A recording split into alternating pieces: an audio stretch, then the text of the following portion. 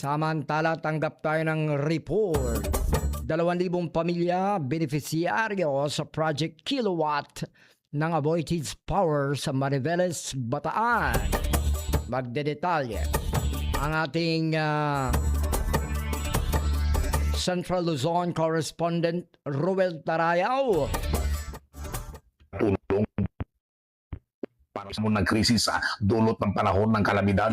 Nasa 2,000 pamilya ang nabigyan ng ayuda nitong July 9 and 10 sa inilunsad na programang tinawag na Project Kilowatt ng Aboitiz Power at Private Limited Partnership ng GN Power Mariveles Energy Center at GN Power Dinginin. Ang mga benepisaryo na napagkaluban ng 10 kilong bigas kada pamilya ay ang mga nasa laylayang sektor gaya ng mga tricycle driver, mga mangingisda at mga magsasaka na nabigyan ng tulong na seguridad sa pagkain sa panahon ng kalamidad. Ang mga beneficiaries ng naturang ayuda ay mula naman sa Barangay Alasasin, Sisiman at Baseco sa Mariveles, Bataan. Katuwang ng Aboitiz Power, GMEC at GNPD ang LGU Mariveles MDRRMO sa pagpapatupad ng programa sa pamamahagi ng ayuda sa mga benepisaryo. Bukod dito, tinuruan din ang mga residente na mga kaalaman at ilang mga tips pagdating sa kahandahan sa panahon ng mga kalamidad.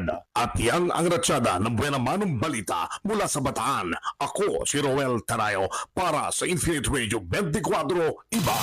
Basta balita sa Infinite Radio, walang kawala. Iba!